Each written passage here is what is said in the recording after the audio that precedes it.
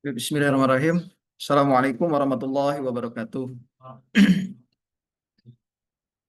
Alhamdulillahirabbil alamin. Alhamdulillahilladzi arsala rasulahu bil huda wa dinil haq liyudhhirahu 'ala dini kulli wa kafa billahi shahida. Asyhadu an la ilaha illallah wahdahu la syarika lahu wa asyhadu anna Muhammadan abduhu wa rasuluh. Allahumma shalli ala Muhammad wa ala ali Muhammad. Alhamdulillah, segala puja dan puji marilah kita sanjung agungkan kehadirat Allah Subhanahu wa taala atas berkat, rahmat, hidayah serta inayahnya. Semoga kita yang berkumpul di pagi hari ini senantiasa selalu dalam keadaan bersyukur kepada Allah Subhanahu wa taala, selalu dalam lindungannya dan senantiasa selalu dicurahkan keberkahan di antara kita semua.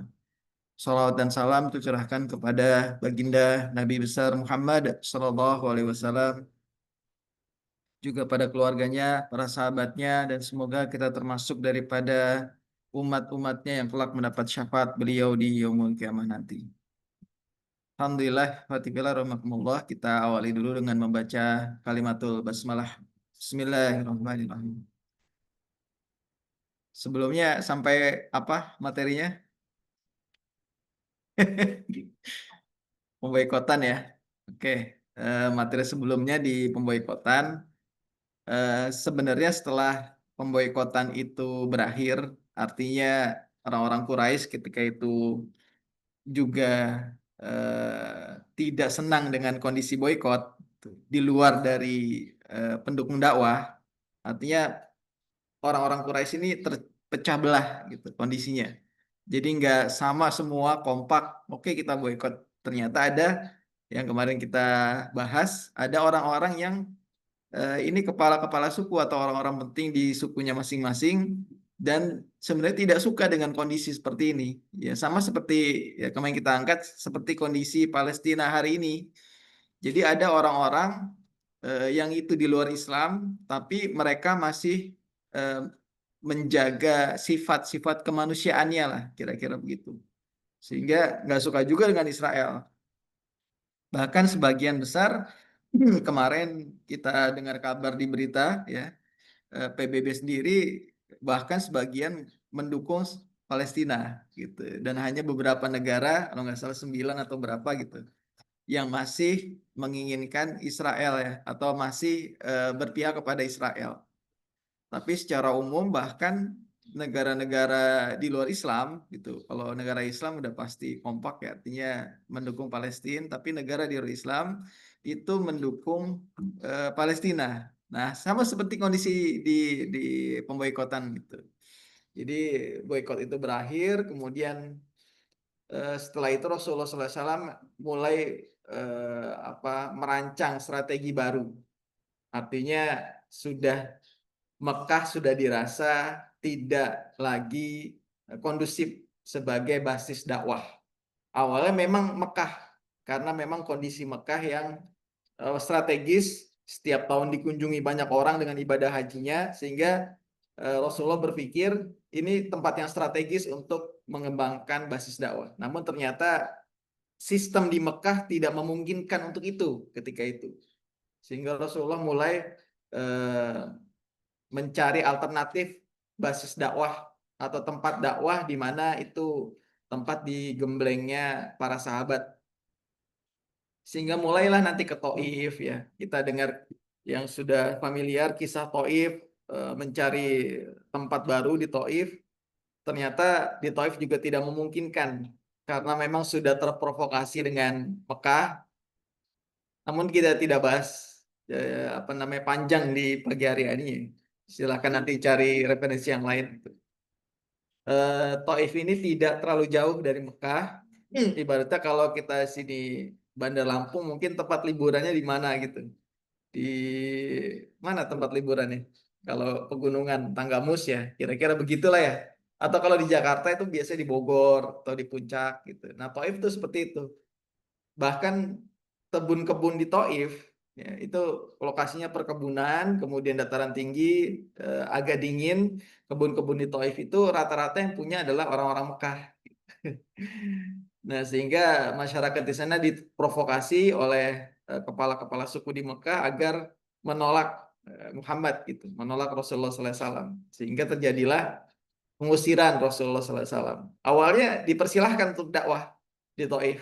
Cuman karena eh, provokasi dari orang-orang Mekah kepada penduduk-penduduk Taif, akhirnya Rasulullah pun diusir, ya kan? Sehingga Rasulullah mengungsi, kemudian apa? Ya bahasanya lari dari pengejaran yang dilempari batu gitu. Bahkan anak-anak Taif, anak-anak kecil itu ngelempari batu. Ini luar biasa gitu pengorbanan Rasulullah. Ketika itu Rasulullah hanya ditemani oleh siapa? Zaid bin Harisah ya, anak angkatnya. Kemudian nanti mengungsi sampai dengan ya kita tahu kisahnya sampai dengan ke kebun ya, satu kebun di milik orang Mekah. Kemudian malaikat datang di situ kan, malaikat gunung datang kemudian nawarin, ya apakah saya mau bantu ya, lemparkan itu gunung ke penduduk Taif gitu. Namun begitu mulia Rasulullah SAW. Kalau kita udah lempar aja tuh, emang nggak benar tuh orang kan gitu. Kalau kita udah nggak bener itu, hancurin aja gitu. Masya Allah. Tapi Rasulullah nggak seperti itu ya, nggak kayak gitu. Jadi ya mungkin mereka kata Rasul apa mereka itu kaum yang belum mengerti. Nah, ini menjadi landasan kita juga dalam berdakwah sebenarnya.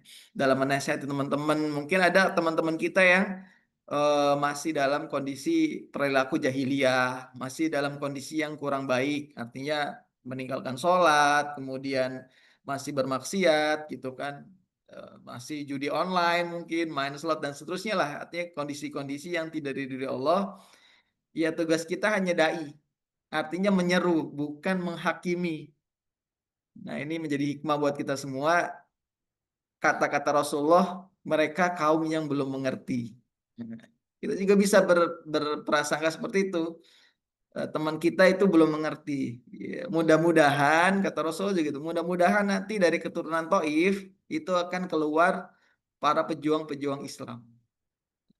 Kita juga bisa doakan teman-teman kita gitu. Mudah-mudahan nanti suatu kelak teman kita itu hijrah, kemudian teman kita itu menjadi baik, bahkan menjadi penguat dakwah, pendukung dakwah, bahkan aktor dakwah gitu. Jadi kita nggak bisa menghakimi seseorang itu dari perilaku yang hari ini dia lakukan. Bisa jadi nanti suatu kelak dia taubat, dia sadar, kemudian bahkan menjadi pendukung dakwah seperti itu. Nah, itu bagian dari ibroh peristiwa Taif. Sehingga Rasulullah nanti dihibur oleh masuk Islamnya bangsa jin. Makanya turun surat di Al-Quran itu ada surat Al-Jin ya. Nah, itu kisahnya di situ tuh. Ketika Rasulullah lagi sedih, diusir oleh penduduk Taif, orang-orang Mekah nggak mau menerima Islam, maka nanti ada sekelompok bangsa jin yang masuk Islam. Nah, hiburannya di situ.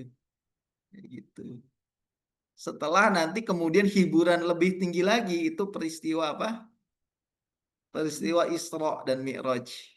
Nah, itu kisahnya sudah sangat familiar ya, makanya nggak kita bahas. Gitu. Silakan nanti dibahas atau dikaji di tempat lain atau dibaca di tempat lain itu sih. Nah, kita skip dari peristiwa itu. Artinya kita langsung ke Baiat Aqobah dari peristiwa pemboikotan. Tapi ini satu alur yang harus kita pahami secara utuh.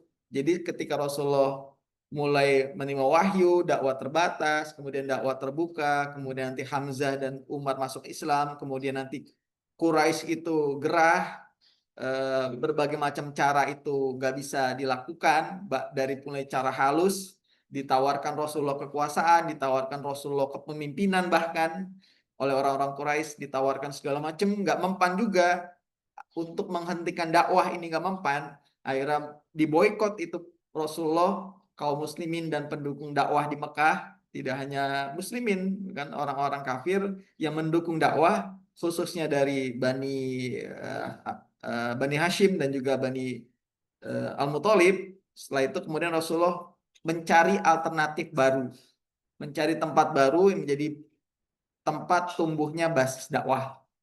Kemudian nanti ke Taif, kemudian setelah Taif ditolak, kemudian Allah menghibur ya, dan sebelumnya itu Bunda Khadijah dan juga paman Rasulullah SAW Abu Thalib itu meninggal dunia. Rasulullah dilanda kesedihan lagi. Ini Rasulullah juga tanda kutip ya, tanda kutip sedih, nggak secara manusiawi sedih Rasulullah, nggak mentang-mentang nabi, oh nggak apa-apa lah saya nabi gitu kan, kemudian nggak apa-apa pada meninggal gitu, nggak, Rasulullah sedih di situ, dilempari batu juga sedih, namun Allah menghibur Rasulullah dengan masuk Islamnya bangsa jin, kemudian masuk Islamnya juga ada salah seorang pembantu di kebun yang tadi Rasulullah mengungsi, itu Adas ya. Adas ini orang Romawi, tapi dia jadi pembantu atau budak ya. Di salah satu kebun itu orang punya milik orang Quraisy, kemudian masuk Islam. Kemudian nanti Rasulullah pun dihibur oleh Allah dengan peristiwa Isra dan Mi'raj. Ya, itu alur ceritanya, kronologis, secara kronologis, sehingga kita punya frame utuh nih. Di fase mana Rasulullah SAW hijrah, di fase mana Rasulullah SAW Isra Mi'raj, fase mana ke Taif dan seterusnya. Setelah itu kemudian musim haji, orang-orang dari Madinah itu datang melakukan ibadah haji. Lagi-lagi saya sampaikan, ibadah haji sudah ada sebelum Rasulullah SAW diutus. Jadi jangan heran, kok udah ya haji? Ya memang ada. Syariat haji itu sejak dari zaman Nabi Ibrahim dan Ismail alaihissalam. Sehingga kita akan mengupas pagi hari ini tentang Baiat Aqobah. Kita harus tahu pentingnya Baiat Aqobah ini sebagai gerbang mukodimah ya, fase baru dakwah. Gitu, kira-kira begitu. Ya Rasulullah sudah berusaha mencari alternatif dakwah tidak hanya ke Taif sebenarnya. Ada tempat-tempat lain yang menjadi jalan, menjadi tempat yang menjadi alternatif Rasulullah SAW. Tidak hanya Taif, ke bani-bani di sekitaran dari Mekah ataupun di Jazirah Arab secara umum. Tuh. Jadi bukan hanya ketika itu, pasca dari pemboikotan, bukan hanya mencari ataupun mengajak orang masuk Islam, tapi bagaimana kabilah-kabilah bani-bani yang datang ke Madinah, ke Mekah ketika ibadah haji ataupun alternatif lain Rasulullah keluar dari Mekah itu, agar bani tersebut menerima dakwah dan siap membela dan menjadi basis dakwah. Kira-kira begitu. Jadi bukan bukan lagi sifatnya itu menerima Islam, tapi sifatnya menjadi tempat basis dakwah. Bayangkan kita datang ke suatu tempat, siap gak jadi tempat dakwah? Nah, kayak gitu kira-kira. Nah, dalam rangkaian ini Rasulullah SAW bertemu dengan pemuda-pemuda Madinah gitu. Di fase Baiat Aqobah, dari fase pertama, Baiat Aqobah pertama dan juga Baiat Aqobah kedua. Dan ini benar-benar lagi-lagi ya saya sampaikan, dan disampaikan di sini lagi-lagi Rasulullah benar-benar merancang setiap gerakan, merancang setiap perjalanan dakwahnya secara matang, membuat tahapan-tahapannya sampai tercapai dengan jelas secara rasionalitas. Jadi kalau kita baca Sirah Nabawiyah ataupun mempelajari mendalami Sirah Nabawiyah, sebenarnya gambarannya sangat jelas. ini bisa menjadi apa ya, panduan sebenarnya bagi teman-teman semua yang sekarang berada di dakwah kampus. Itu panduannya sebenarnya jelas. Dari Sirah Nabawiyah itu jelas. Gambaran jelas, bahkan kalau kita ingin mengikuti pun sangat clear, sangat mudah sebenarnya. Jadi nggak sporadis sebenarnya, dakwah itu nggak sporadis. Udah yang penting viralkan, yang penting bikin tablik akbar, yang penting ini enggak. Ada analisa-analisa yang dilakukan Rasulullah SAW. Gitu. Jadi ada analisanya dan analisanya sangat-sangat mendalam. Kajiannya ataupun makanya value yang kita ingin tanamkan di sini di teman-teman LAC ya, di Amal, sebelum bergerak itu sebaiknya dikaji dulu. Ya, SWOT-nya lah kalau sekarang bahasa manajemennya, SWOT, analisa SWOT-nya gitu. Nah, Rasulullah itu benar-benar merancang dengan sangat matang sampai berhasil, kira-kira begitu. Dan ini akan kita temukan nanti di kisah ya, berbagai macam kisah ya, termasuk yang kita bahas ini Bayat Aqabah. Nah, ini prolognya, pernyataan Rasulullah SAW ini ke kabilah-kabilah ya, bukan hanya ke bangsa Arab ya, apa ke Madinah gitu, orang-orang Madinah, tapi ke seluruh kabilah. Siapa yang bersedia melindungiku? Siapa yang siap membelaku agar aku dapat menyampaikan risalah Tuhanku? Dengan begitu dia akan mendapatkan surga. Nah, siapa yang bersedia melindungiku? Di Mekah itu sebelumnya Rasulullah SAW dilindungi oleh Bani Hashim dan Bani Muthalib. Bahkan paman Rasulullah SAW Abdul Muthalib gitu. Abu Thalib ya, Abu Thalib itu yang menjadi tokoh utama. Tokoh utama dari perlindungan Rasulullah SAW. Namun setelah Abu Thalib itu meninggal, Bani Hashim itu mulai melemah pengaruhnya di Quraisy. Sehingga hilang itu pelindung dari sisi politik ya. Dari sisi politik itu mereduplah perlindungan kepada Rasulullah SAW untuk dakwah. Ketika Abu Thalib itu masih hidup, oh sangat hormat itu orang-orang Quraisy itu sangat hormat, makanya nggak berani tuh. Makanya orang Quraisy itu bahkan menawarkan, Muhammad kalau engkau ingin kekuasaan, kami serahkan kekuasaan kepadamu gitu. Karena saking hormatnya kepada Abu Thalib sebenarnya orang-orang Quraisy. Namun syaratnya apa? Syaratnya tinggalkan dakwah ini, kita kembali ke eh, sebelumnya gitu, kembali ke menyembah berhala, jangan jangan rusak sistem gitu kata kata orang-orang Quraisy. Tapi Rasulullah nggak mau kayak gitu. Nah, kemudian apa? Agar aku dapat menyampaikan risalah Tuhanku. Rasulullah SAW ini benar-benar membutuhkan backup. Ini manusiawi ya, lagi-lagi manusiawi. Jangan mentang-mentang Nabi kemudian sudah tenanglah aman di backup sama sama Allah gitu. Enggak. Kalau seperti itu, maka kita nggak bisa mendapatkan teladan, nggak bisa mendapatkan panduan. Sehingga jangan mentang-mentang, oh pokoknya kita sudah berada di lembaga dakwah, insya Allah Allah bantulah dengan kuasanya. Enggak sesimpel itu masalahnya. Rasulullah aja butuh backup, butuh yang menolong dalam arti butuh yang mempersiapkan, butuh sistem yang mendukung. Gitu. Jadi jangan mengira kita mentang-mentang kita sudah tahajud, sudah bahkan di lembaga dakwah sudah terorganisir, itu kemudian nggak butuh dukungan dari pihak lain, enggak. Rasulullah itu butuh dukungan dari pihak lain dan itu membutuhkan, dan inilah lagi-lagi ini sisi rasionalitasnya. Sisi rasional dan ini sisi manusiawi yang kita bisa temukan. Jadi jangan dikira Rasulullah Nabi kemudian ditolong Allah dengan segala macam kekuasaannya, dakwah lancar, enggak seperti itu. Bahkan Rasulullah dilempari batu kan. Ya bisa aja Allah itu menggerakkan hati orang-orang Taif terima, enggak sesimpel itu yang kita bayangkan. Sunatullah itu terjadi. Sunatullah itu ada, bahkan kalau kita pun benar-benar mengusung dakwah secara ikhlas, murni, enggak ada niatan lain, tetap sunatullah itu akan berlangsung.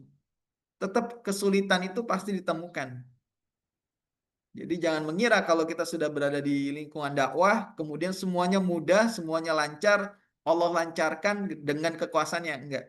Sunatullah itu pasti terjadi. Ya bisa aja malaikat itu dikasih peran buat macam-macam backup. Enggak, tapi ini rasionalitasnya. Makanya itulah menjadi teladan terbaik Rasulullah SAW. Dan akan banyak hikmah, akan banyak ibroh yang bisa kita dapatkan dari pelajaran-pelajaran sirah. untuk kehidupan kita baik secara pribadi, secara dakwah dan juga secara kemasyarakatan. Sehingga siapa yang siap membela aku berarti butuh backup agar aku dapat menyampaikan risalah Tuhanku. Ini sunatullah, sisi rasionalitasnya. Jadi semua pertolongan Allah itu bukan sesuatu yang bisa kita atur ya. Nanti Allah tolong kok, ini kita mau ngadain event tablik akbar, nggak punya dana. Oh gampang nanti Allah yang atur. Sering kita dengar ya ungkapan kalimat itu ya. Tenang Allah yang atur, tentu. Iya Allah itu mengatur, maha mengatur gitu. Kita nggak usah pungkiri itu. Tapi tetap kita butuh proposal, kita butuh bekerja sama dengan pihak lain, ada usaha untuk kita gerakan, ada effort yang harus kita keluarkan, itu ada. Jangan mentang-mentang, udah kita mau ngadain tabligh apa, udah santai aja nanti Allah atur. Nggak seperti itu, atau ya udah Bismillah aja. Sering kita dengar kata-kata itu tuh, Bismillah aja, jalani aja. Enggak sesimpel itu. Gitu. Kalau seperti itu, kita akan menyingkirkan sifat ikhtiar dalam setiap perbuatan kita. Karena kalau ikhtiar itu sudah dihilangkan, maka kita akan menjadi aliran qadariyah pada akhirnya. Allah udah takdirkan Allah udah takdirkan kita sukses ya sukses aja. Nah, itu aliran qadariyah tuh, berpangku kepada takdir Allah. Gitu. Kalau Allah sudah bilang sukses ya sudah, nyantai aja kita. Kalau Allah bilang nanti takdirkan gagal, walaupun se-effort apapun pasti gagal kok. Makanya kita nggak usah banyak effort lah, gitu. Kan gitu. Nggak usah banyak Contoh antum lah di kuliah, nggak usah belajar lah. Kalau Allah takdirkan kita lulus dengan nilai IPK 3,9 lulus aja kok. Nggak usah belajar, enggak itu qadariyah tuh. Dan itu nggak sesuai dengan risalah Islam gitu. Berpangku kepada takdir. Ya terakhir kan ungkapan ya ini sering dipakai ya, yang peristiwa itu pesantren yang roboh ya. Ya ini pernyataannya sebenarnya kurang tepat. Itu udah takdir Allah gitu. Nah itu sebagian ulama itu menyayangkan adanya ungkapan seperti itu. Karena apa? Karena kita harus benar-benar secara sisi manusiawi benar-benar diantisipasi kondisi-kondisi buruk. Tuh. Harus diperhitungkan misalnya bangunan ataupun yang lainnya lah. Antum naik motor nggak pakai helm ke jalan raya besar.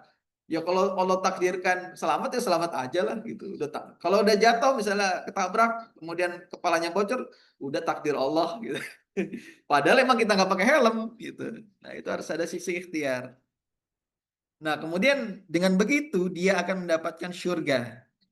Apa kompensasinya? Dalam paradigma jahiliyah, dalam budaya jahiliyah, pengorbanan itu investasi kekuasaan. Setiap pengorbanan apapun yang dilakukan ketika jahiliyah itu investasi kekuasaan. Apa namanya? Imbal balik buat saya. Apa balasan buat kami ketika kami menolong kamu gitu. Pasti itu kekuasaan. Makanya banyak yang ditawari sebelum ke Madinah ya. Kabilah-kabilah lain banyak ditawari oleh Rasulullah itu minta kompensasi, minta syarat. Ya. Kami bisa aja bela bela kamu wahai Muhammad, tapi setelah menang siapa nanti yang akan berkuasa? Nah, ini jahiliyah nih, deal-dealannya. Ya di politik kan hari ini begitu ya. Saya dapat jatah berapa menteri kalau saya dukung Anda, gitu. Menteri menteri apa aja yang saya bisa dapatkan, kayak gitu. Nah ini kompensasinya ditawarkan Rasul apa? Surga, surga. Dan ini nggak terukur, nggak bisa dinalar oleh orang-orang jahiliyah. Kalau Anda mendukung saya, maka Allah akan memberikan Anda surga. Ini nggak terukur. Nah, ini perjuangan dan pengorbanan adalah tanggung jawab bersama pada akhirnya. Orang yang menerima kebenaran Islam. Sehingga orang yang beriman itu punya rasa tanggung jawab bersama untuk memperjuangkan Islam. Apapun kondisi imannya, apapun dia dalam kondisi apapun. Gitu. Nah ini Ansor nanti akan menerima surga ini. Makanya nanti di Al-Quran teman-teman akan menemukan banyak ayat-ayat yang berbicara tentang orang-orang Ansor. Orang-orang Ansor ini kemudian eh, dari sekian banyak ayat itu Allah selalu memuji orang-orang Ansor. Nggak pernah tuh dijelekan orang-orang Ansor. Karena memang benar-benar menerima dakwah. Imbalannya Ansor adalah wasabiqunal awalu minal muhajirin wal ansor walladzina tabung besan radhiyallahu anhum, keriduan Allah dan seterusnya tuh. Nanti akan kita bahas tentang Ansor ya, lebih dalam gitu. Bahkan pernah kita bahas juga tentang asabiqunal awalun ya. Seperti itu. Nah, proses menuju Yasrib. Bagaimana proses menuju Yasrib? Eh, Pertama adalah tadi langkah Rasulullah SAW itu berusaha memindahkan pusat dakwah dari Mekah. Kemana? Kemana aja selain dari Mekah? Karena Mekah kondisinya secara sistem, secara politik itu udah nggak memungkinkan untuk tumbuhnya dakwah. Berarti Ustadz kita nih udah bisa hijrah nih. Ya, di kampus ini udah nggak, sistemnya udah nggak sesuai. Nah, nanti lihat dulu bagaimana, apakah memang strategi-strategi ataupun jalan dakwah itu sudah tempuh, kemudian apakah cara-cara dakwah di kampus itu sudah ditempuh oleh kita semua dengan berbagai macam cara, atau jangan-jangan malah kita belum menempuh banyak cara, sudah frustasi duluan, bahkan sudah nggak mau lagi dakwah di kampus, bahkan parahnya lagi udah nggak mau dakwah. Kenapa? Karena sistemnya udah nggak memungkinkan lah buat dakwah. Jangan jangan frustasi kayak gitu. Orang langkah aja belum dijalankan gitu. Orang apa bagian dari strategi aja belum banyak dilakukan, udah frustasi. Nah, Rasulullah SAW ini merancang atau kemudian melihat potensi-potensi di Mekah ternyata memang sudah tidak memungkinkan untuk timbul atau tumbuhnya basis dakwah. Karena sudah melihat peristiwa pemboikotan, peristiwa dukungan apa wafatnya Bunda Khadijah dan juga paman Rasulullah Abu Thalib, pendukung-pendukung dakwah itu sudah mulai berkurang, artinya yang support secara kuat ya, itu berkurang, kemudian sistem itu sudah tidak memungkinkan, makanya Rasulullah SAW beralih strategi yang tadinya menjadi Mekah ini menjadi basis dakwah, merubah menjadi memindahkan sementara. Saya katakan sementara apa? Nanti ketika di Madinah, Rasulullah tetap fokus ke Mekah. Fokus Rasulullah nggak berubah, tetap di Mekah agar Mekah menjadi futu ya, menjadi bebas dari berhala. Itu fokusnya.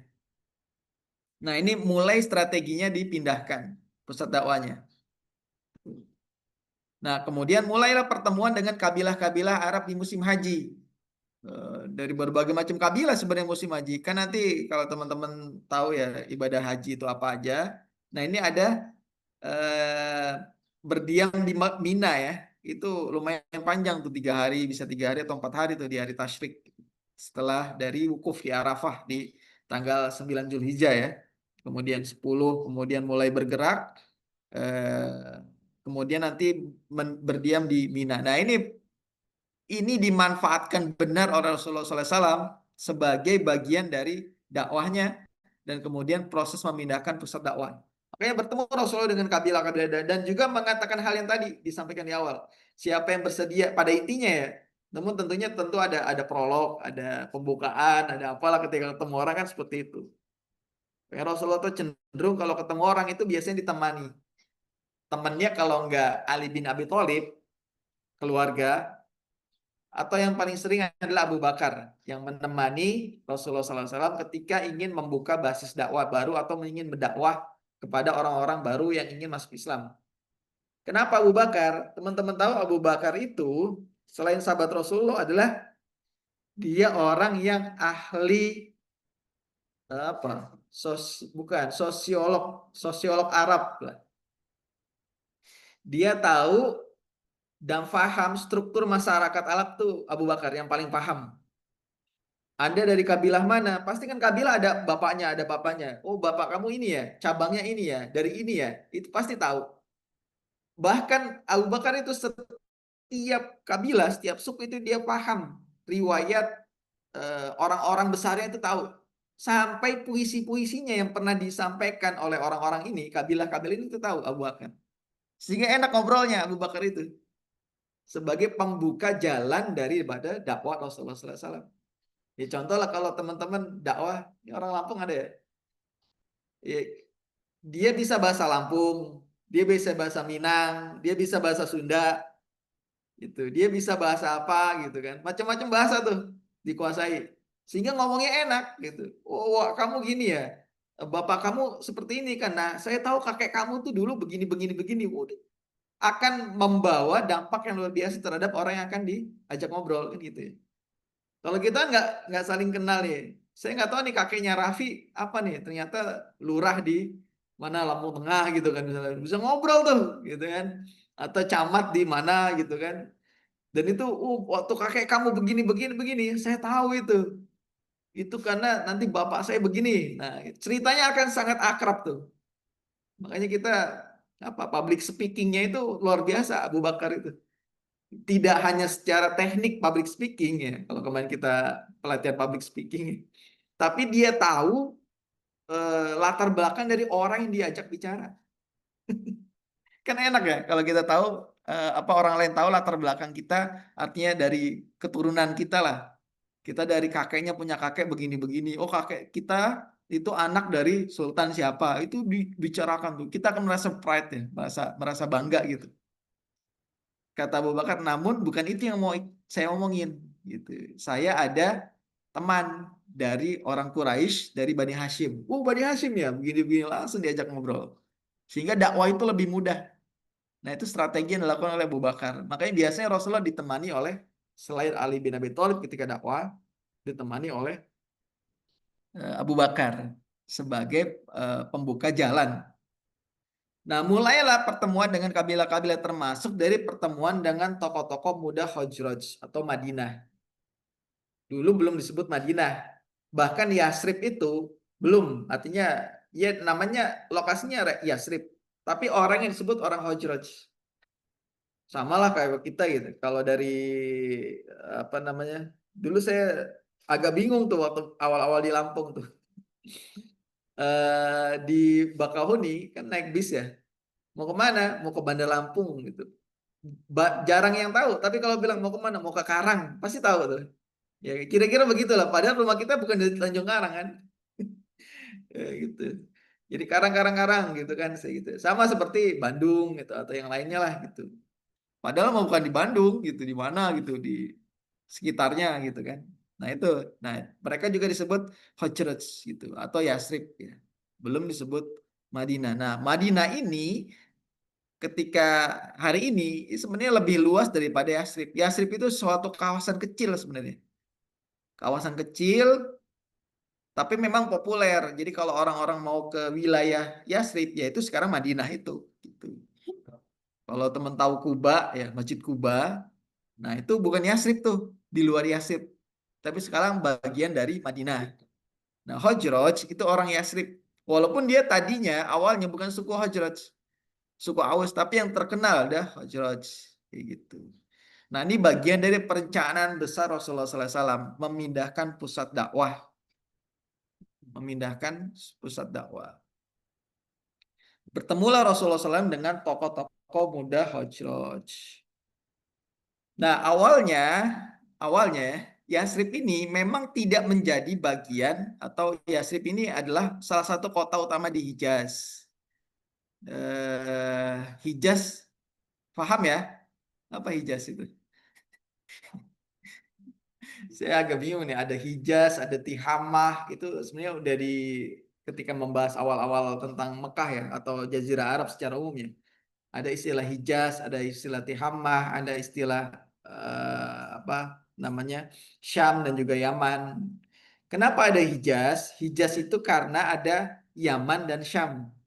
Yaman itu di selatan, Syam itu di utara, tengah-tengahnya Hijaz. Hijaz itu apa namanya penghubung antara Yaman dengan Syam. Yaman itu dulu sebelum Rasulullah SAW itu suatu kawasan yang sangat luas. Bahkan teman-teman tahu ada surat Sabah di Al-Quran. Nah itu bukan Indonesia tuh. Ya, ya, sebagian Sabah itu di Indonesia, di Jawa. Enggak, Sabah itu di Yaman. Ya. Ratu Bilqis ya, Nabi Sulaiman itu kan area area permainannya di situ tuh, di Yaman. Nabi Sulaiman dari Israel ya Bani Israel gitu kan. Nabi dari Bani Israel. Bilqis ya suku apa namanya Ratu Bilqis itu dari Yaman, kaum Saba ya. Setelah nanti terpecah belah, maka bereksodus tuh. Kemudian nanti ada Himyar, ada peristiwa Abraha ya.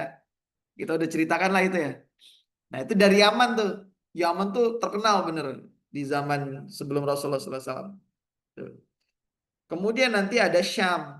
Afiliasi Syam adalah di utara. Itu tempat turunnya banyak nabi di situ. Makanya banyak Syam itu terkenal. Di tengah-tengah antara Yaman di selatan juga utara itu Syam, itu ada Hijaz. Hijaz itu Mekah, Madinah dan sekitarnya. Nah, Yasrib itu adalah salah satu kota utama Hijaz. Dulu kita bahas tentang surat-surat tentang Quraisy, Ilaf Quraisy, itu kan ada perjalanan dagang tuh dari Mekah kemudian nanti kemana kemana kemana. Nah, salah satu dagang utama mereka adalah Yasrib. Jadi bukan kota kecil. Yasrib itu salah satu kota utama Hijaz. Nah, namun sampai akhir periode Mekah, ya dakwah Rasulullah di Mekah, Yasrib itu nggak masuk perhitungan Rasulullah SAW, nggak masuk tadinya, nggak masuk strategi dakwah karena faktor internal Yasrib sendiri. Kenapa Yasrib ini tidak menjadi masuk apa namanya perhitungan? Karena kondisinya yang suka perang di dalamnya. Gitu. Yasrib ini nggak kondusif karena terlibat perang saudara berkepanjangan antara Aus dengan Khazraj. Nanti akan kita bahas ketika nanti Rasulullah hijrah, kita akan bahas sedikit ya tentang kota Yasrib atau Madinah, struktur masyarakatnya seperti apa dan seterusnya. Tapi pada intinya mereka kota yang nggak aman, suka perang sampai akhir dakwah Rasulullah di Mekah. Perang terakhir Yasrib adalah perang Bu'ats yang terjadi 4 tahun sebelum Rasulullah SAW hijrah. Jadi ini ya ini ketika Rasulullah diboykot lah, ya diboykot kan tahun ke 10-11 ya kenabian. Nah ini di Yasrib itu lagi perang tuh, perang besar yang menewaskan banyak kepala-kepala suku senior yang sudah sepuh, yang sudah apa namanya senior-senior lah, sehingga yang tersisa adalah kaum muda. Tuh. Nah bahkan Bunda Aisyah itu pernah sampaikan, pernah bilang perang ini, perang Bu'ats ini, itu anugerah dari Allah sebenarnya. Kok perang jadi anugerah? Kenapa? Karena perang Bu'ats, perang besar ini menewaskan banyak orang-orang kepala-kepala suku yang senior yang punya pengaruh yang besar. Sehingga setelah perang Bu'ats ini, orang-orang Yasrib yang muda-muda ini, ya, pengaruhnya itu tidak besar atau tidak memiliki pengaruh yang dominan lah di sukunya masing-masing. Bahkan yang muda-muda ini cenderung terbuka terhadap orang luar, pemikirannya terbuka, lebih bisa berkompromi dan seterusnya. Nah, ini terjadi ketika Rasulullah diboykot, ini Yasrib atau Madinah ketika itu sedang berdarah-darah tuh. Makanya nggak jadi perhitungan Rasulullah untuk tempat hijrah. Gimana bayangkan tempat hijrah cuman kondisinya lagi perang. Gimana nggak bisa. Nah, namun apa? Inilah namanya Black Swan ya. Kemarin dibahas sama Hafid ya. Black Swan lah kalau kita takdir Allah lah gitu. Peristiwa tersebut yang luar biasa nah, itu menjadi anugerah tersendiri bagi Rasulullah SAW dan juga dakwah Islam. Nah, muncullah orang-orang dari ini orang-orang frustasi pada awalnya ya. Orang-orang ini ya. Mereka sedang mencari solusi permasalahan buat diri mereka sendiri. Buat Yastrib lah. Mereka diamanahi beban yang sangat luar biasa karena senior-senior mereka sudah pada tewas ketika perang itu. Mereka kebingungan, kita nggak bisa kayak gini terus nih. Masa kita perang terus? Ini habis lama-lama ini. Dan salah satu yang menjadi latar belakang mereka perang adalah provokasi dari orang-orang Yahudi yang ada di Yastrib. Ya, nanti kita akan bahas tuh struktur masyarakat Yastrib ya. Itu ada suku apa aja di situ, kemudian elemen-elemen masyarakatnya apa aja di situ. Tapi nanti ya di pertemuan selanjutnya mungkin ya. Nah ini orang-orang ini yang datang ke Mekah untuk melakukan ibadah haji. Ya biasalah di apa namanya Zulqidah Zulhijjah itu bulan haji mereka datang Dan ini ditemui oleh Rasulullah SAW. Mereka sedang bingung setelah haji, kemudian kan menetap di Mina. Mereka bingung, kemudian Rasulullah SAW mulai masuk. Nah inilah benihnya nih. As'ab bin Zuroroh, nama-nama ini ya. Orang-orang Madinah nih. Auf bin Haris dan seterusnya. Dari Bani Najjar, dari Bani Zuraik dan seterusnya. Nama-nama ini. Nah mereka butuh proses. Karena apa? Karena punya masalah internal. Peluang, Rasulullah melihat peluang ada. Tapi berat. Kayaknya berat. Tapi ada. Gitu. Nah ini sisi manusia Rasulullah ini. Analisanya seperti itu. Teman-teman nanti mungkin bisa pakai di kampus atau dimanapun di masyarakat. Ini peluang dakwahnya ada, tapi berat. Masalah dia luar biasa, tapi untuk dakwah bisa kayaknya. Nah ini dianalisa segala macam. Dilihat Rasulullah peluangnya sangat berat, kemudian nggak mudah langsung dibentuk ya. Namanya orang habis perang kan. Bapak-bapak mereka dibunuh oleh orang mereka kan gitu. Ini bapak saya dibunuh sama dia bunuh bapak saya segala macam. Masih ada banyak dendam, masih ada banyak internal, apalagi masalah ibaratnya kita itu lagi punya ya kalau masalah keuangan ya lagi punya utang gitu kan 2 miliar, ada orang datang boleh nggak saya pinjam 1 miliar, saya aja punya utang 2 miliar kamu pinjam 1 miliar.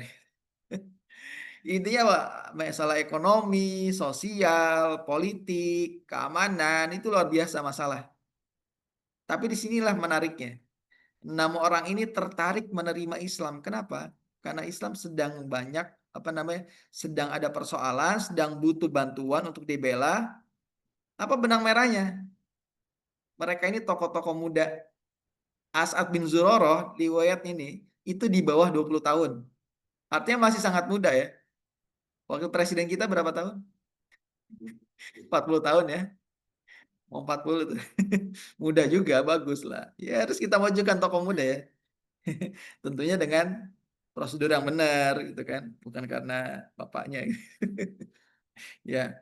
Nah, perang Buas ini tokoh senior udah habis, hampir habis semua. Kemudian tokoh muda, mereka ini yang menentukan Madinah, dikasih amanah buat menentukan kondisi Yasrib masa depannya seperti apa.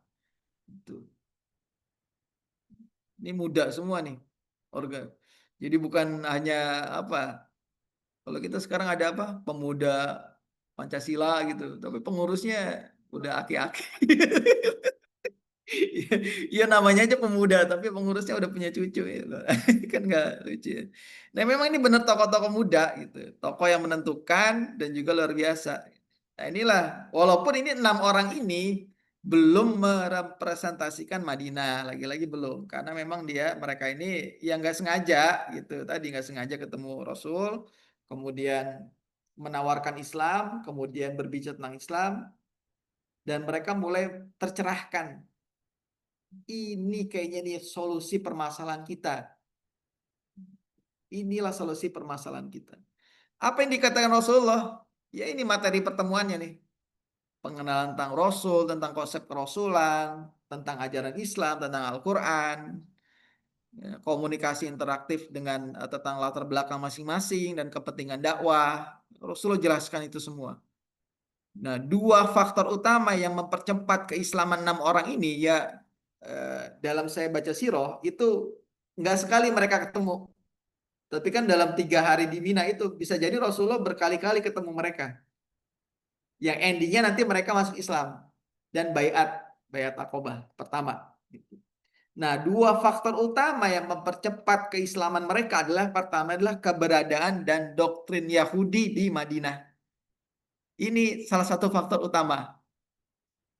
Gini, konsepnya adalah mereka kan temenan dengan orang Madinah nih, di Yahudi. Yahudi itu kan ada apa namanya? Di Madinah, di Yasrib itu ada orang Yahudi itu. Ada apa? Suku Bani Quraizoh, Bani Qainuqa dan juga Bani Nadir kan di Madinah itu ya. Kita nanti pelajari ya. Mereka pasti akan setiap hari ketemu dengan orang-orang Madinah, apa orang-orang Yahudi di Madinah.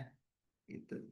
Rasulullah bilang, ini belum bilang, walaupun Rasulullah SAW itu buyutnya, ya, buyutnya itu dari Madinah. Kalau dulu kita belajar tentang buyut Rasulullah, Hashim ya. Hashim pernah menikah dengan orang Madinah. Siapa? Masih ingat? Saima, ya, Saima An-Najari itu orang Madinah tuh, dari Madinah Jar. Nanti Saima, Hashim nanti pergi berjalan dakwah ke Syam, kemudian nanti meninggal dalam perjalanan. Saima ternyata dalam kondisi hamil. Makanya nanti melahirkan siapa? Kakek Rasulullah SAW tuh, Syaibah, atau kita kenal dengan Abdul Muthalib. Ya. Syaibah kemudian nanti dijemput oleh pamannya dari Mekah. Ini keponakan saya ambil, saya jemput, diambil dari Syaimah gitu kan, dijemput, kemudian nanti jadi tokoh di Mekah. Abdul Muthalib ini yang akan menemukan nanti sumur Zam-Zam gitu. Kenapa dinamakan Abdul Muthalib? Yang menjemput namanya Muthalib. Dikira orang Mekah itu Muthalib baru beri budak dari Madinah. Bukan, itu bukan budak, itu keponakannya. Makanya orang-orang menyebutnya Abdul Muthalib, hambanya Muthalib. Padahal namanya Syaibah. Dari ibunya Syaimah orang Najar. Orang Bani Najar di Madinah.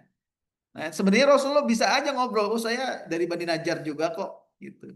Tapi enggak, Rasulullah enggak ngobrol itu. Rasulullah langsung ke inti bahwa apakah kalian itu setiap hari bertemu dengan orang Yahudi? Iya, kata kata mereka ini. Ketahuilah bahwa aku seorang Rasul yang dibicarakan oleh orang-orang Yahudi.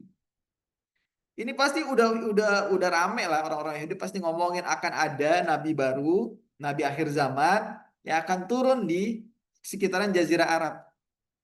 Masalahnya adalah Yahudi ini rasis. Kenapa rasis?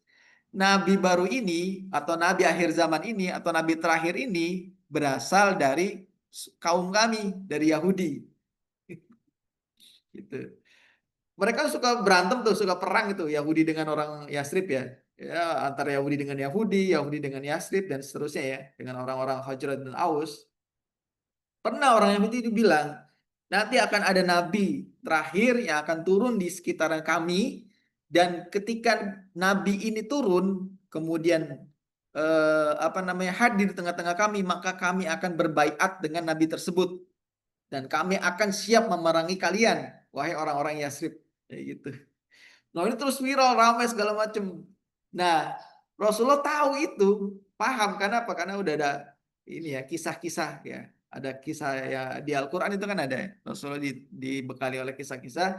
Dan Rasul langsung ke intinya bahwa apakah kalian dekat dengan orang Yahudi? Apakah kalian berteman dengan orang Yahudi atau setiap hari bertemu dengan orang Yahudi? Iya. Ketahuilah bahwa aku adalah nabi yang setiap hari dibicarakan oleh orang-orang Yahudi. Sehingga orang-orang Madinah ini, orang-orang Yasrib ini, 6 orang ini berpikir, berarti yang dibicarakan orang Yahudi ini benar. Akan ada nabi di akhir zaman atau di nabi terakhir yang akan siap membawa kebenaran. Ternyata ini nabinya. Sebelum diambil orang Yahudi, sebelum dibaiat orang Yahudi, kita baiat dulu aja. Kita orang Madinah kayak gitu. Ya, itulah kekuasaannya. Berpikirnya masih ke sana. Orang-orang dari Hujrat ini berpikirnya masih ke sana. Itu faktor pertama. Faktor kedua adalah faktor internal Madinah. Dan ini yang akan masuk di dalamnya adalah yang akan lebih menyentuh lagi mereka untuk masuk Islam. Gitu. Internal Madinah yang membutuhkan katalisator perdamaian dan kesatuan setelah perang. Rasulullah kan menjelaskan Islam ini begini, konsep manusia begini, dakwanya begini, kemudian kerasulan begini dan bla bla segala macam. Sehingga mereka setelah disimpulkan ini nabi, kemudian dan inilah solusi yang bisa kita ambil untuk permasalahan internal kita. 6 orang ini.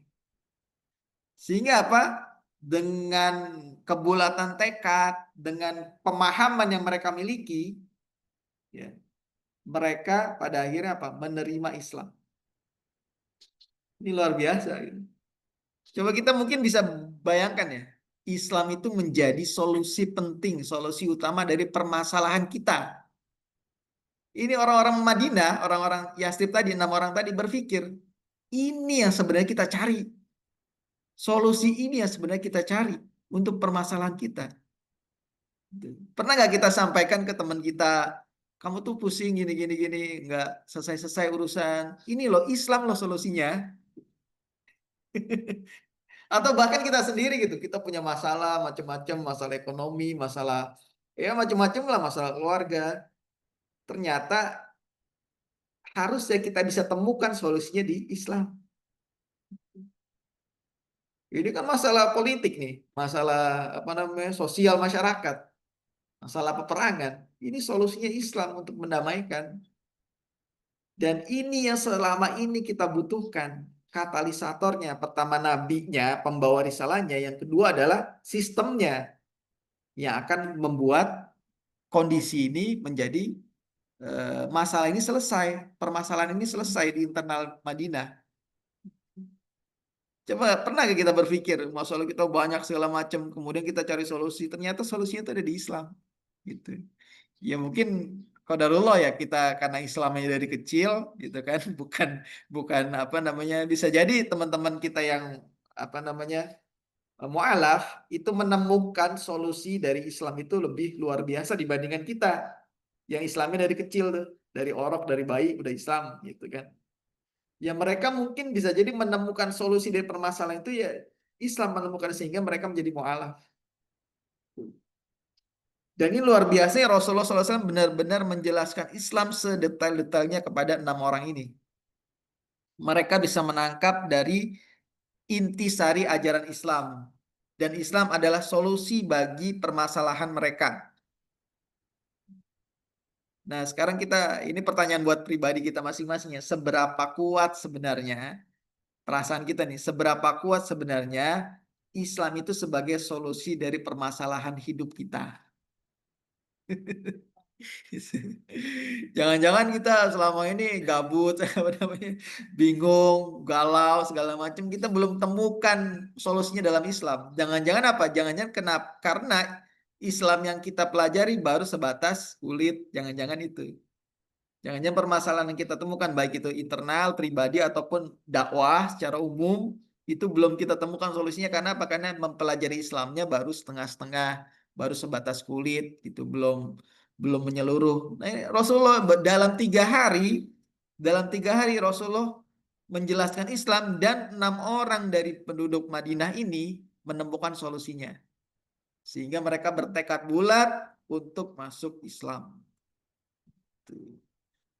Nah, mereka berkata nih, sesungguhnya kami meninggalkan suatu kaum yang satu sama lainnya terlibat pemusuhan besar dan nyaris binasa. Mereka nyaris punah tuh. Kenapa? Karena udah seringnya berperang, bertahun-tahun berperang. Bahkan perang terakhir mereka, perang Bu'ats itu perang terbesar. Sehingga menewaskan banyak orang-orang dari mereka. Kami berharap engkau menjadi unsur pemersatu bagi mereka.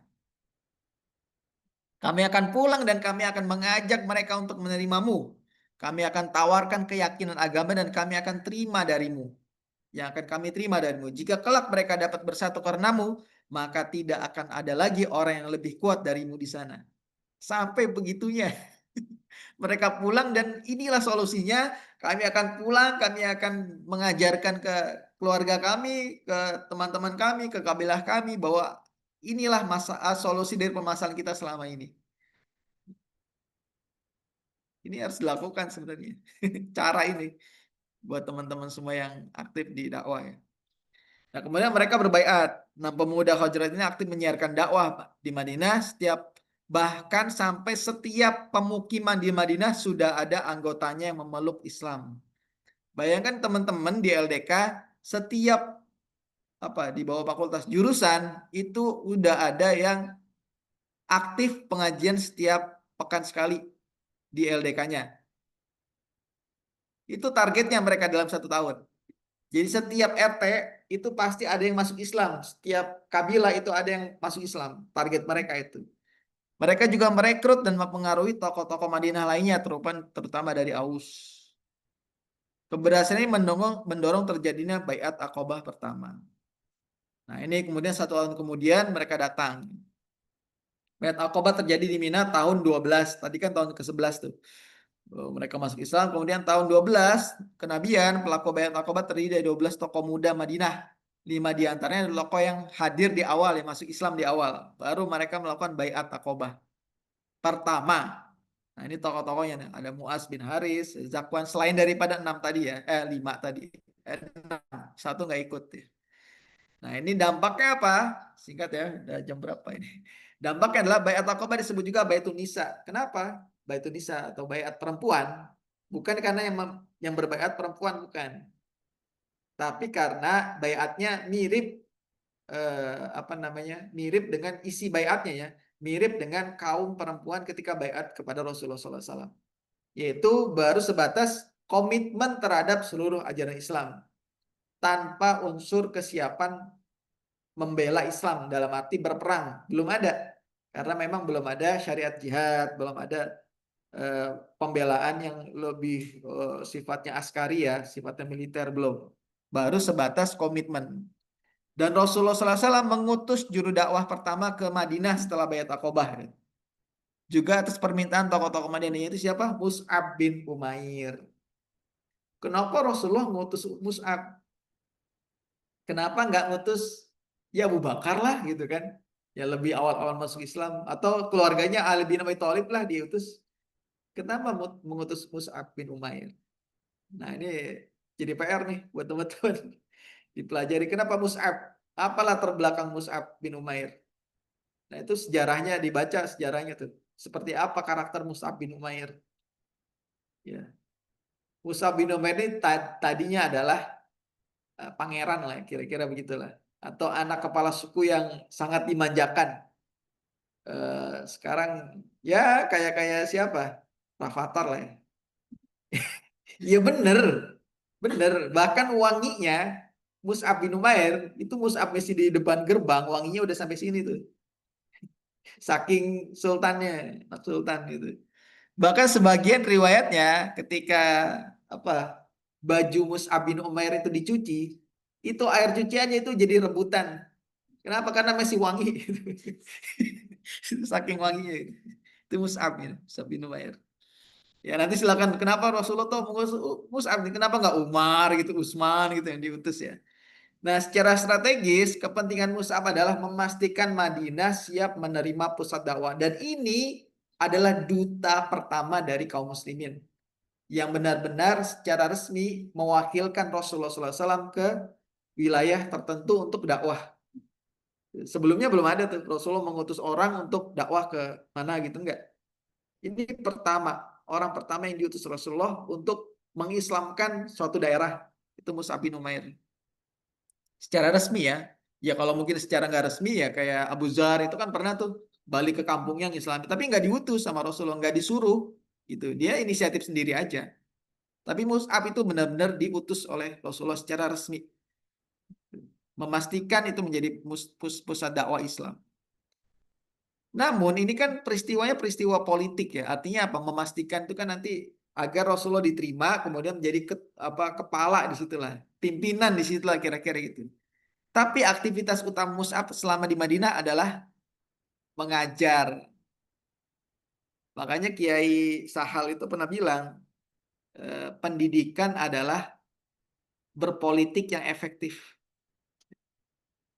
Jadi bukan kampanye tuh, bukan kampanye, bukan bagi-bagi kaos, bukan bagi-bagi sembako, bukan.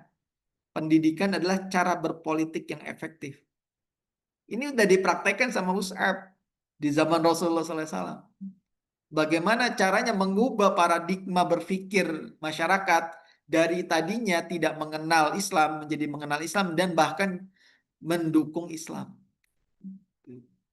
Makanya kalau mau jadi apa aktivis politik ya, teman-teman mau jadi aktivis politik harusnya yang baik ya, bukan yang pragmatis yang hanya bagi-bagi sembako kemudian nanti bisa terpilih, bukan itu.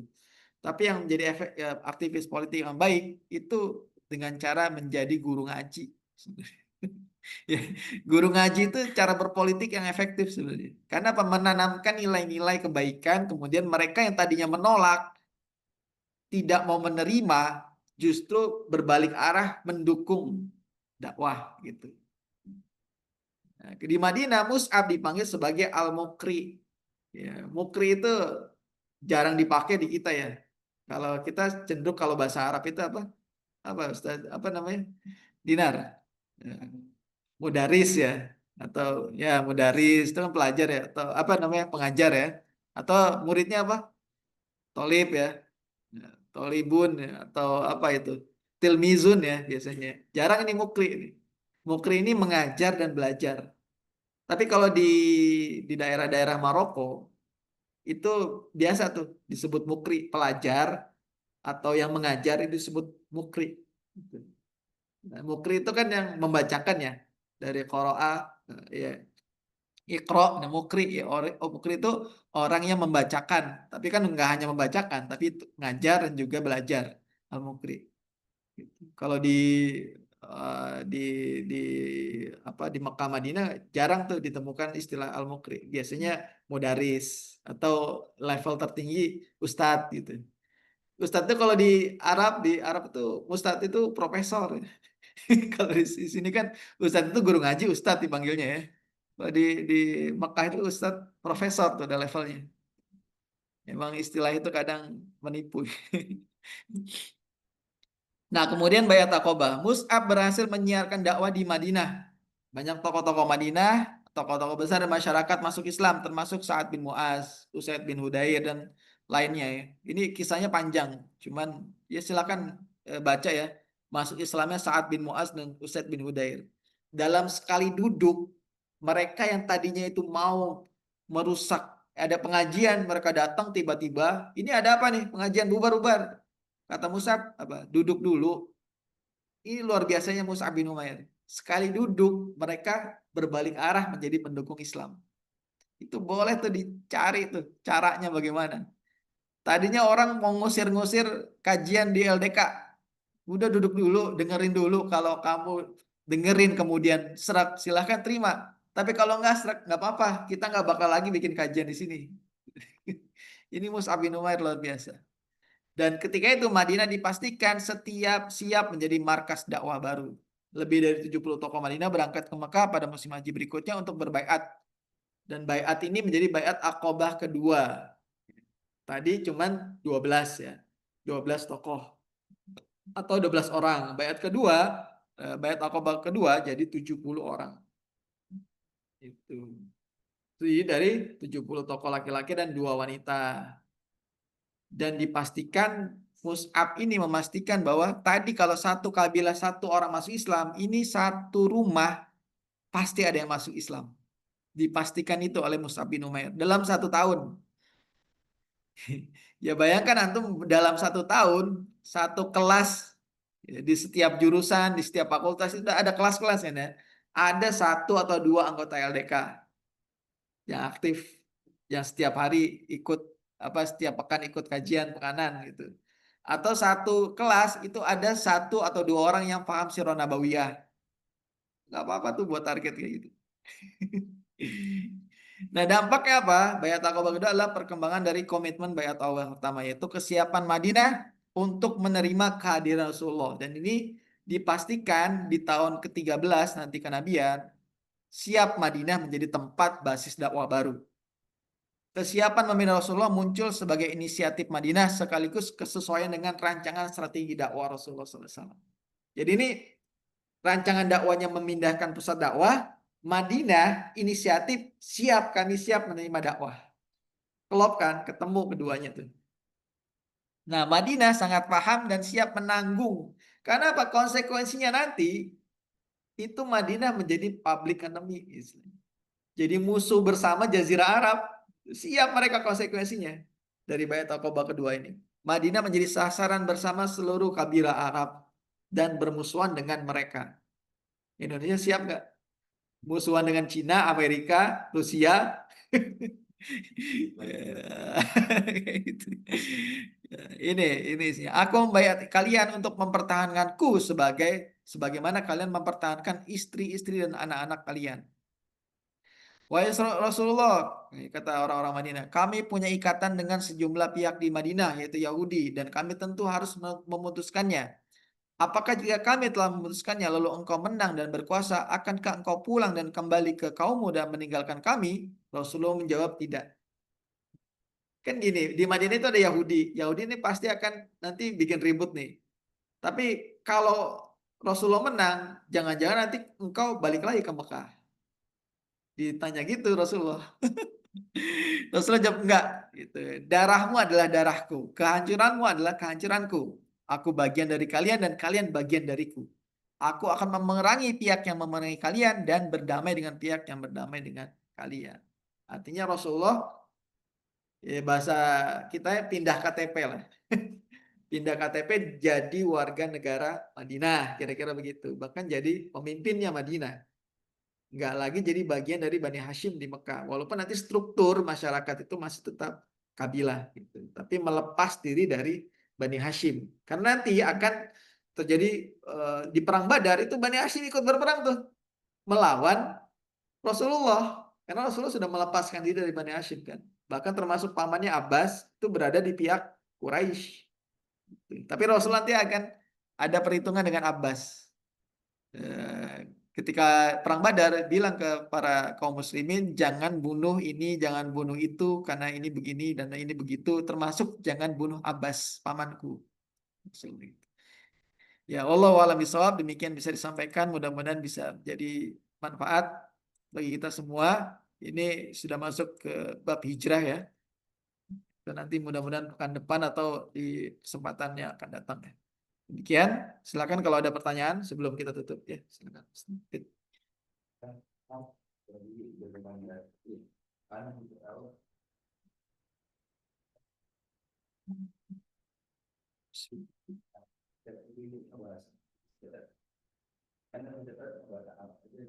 Hmm.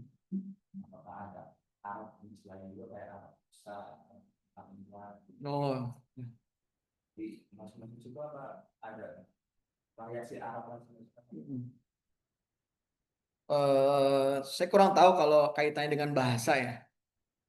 Tapi dialeknya ada. Kalau dialek ada. Makanya kan kita temukan Al-Quran itu diturunkan di hadisnya diturunkan dengan berbagai macam dialek. Kalau nggak salah ada 7 atau 10 dialek ya. Makanya kita akan dengar waduha ada yang bilang waduhe. Tapi secara umum bahasanya sama. Secara umum di Jazirah Arab ya. Makanya kita akan temukan nanti di Palestina, sekarang Syam, apa dulu Syam, Palestina bahasanya Arab. Gitu. Kemudian di Yaman ya itu Yaman bahkan cikal bakal bangsa Arab tuh Yaman. Tapi dialeknya aja yang berbeda. Ya, kayak kita orang Lampung dengan orang Sunda ngomong bahasa Indonesia. Mungkin cara bicaranya sama tapi logatnya agak berbeda. Kalau di Indonesia kan bahasanya juga beda-beda. Ada bahasa Sunda, bahasa Padang, ya bahasa Minang maksudnya ya. Bahasa Lampung, itu kan bedanya sangat jauh. Tapi kalau Jazirah Arab secara umum gitu, secara umum makanya Al-Qur'an itu diturunkan dengan berbagai macam dialek yang bahasanya sama, hanya dialeknya, pengucapannya yang agak berbeda-beda. Tapi secara umum mudah dipahami. Maksudnya secara ini ya mirip-mirip gitu. Secara bahasa. eh Dialek-dialek Arab itu ya saya juga nggak mempelajari itu sih. Namun perbedaan-perbedaannya nggak terlalu tinggi. Hanya tadi logatnya ya kalau kita logat logat Batak dengan logat Sunda gitu aja. Tapi bahasanya secara umum sama bahasa.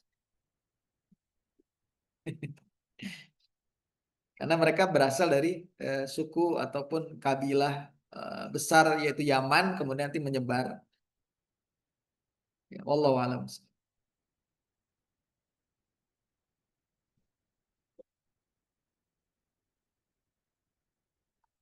Udah selesai ya?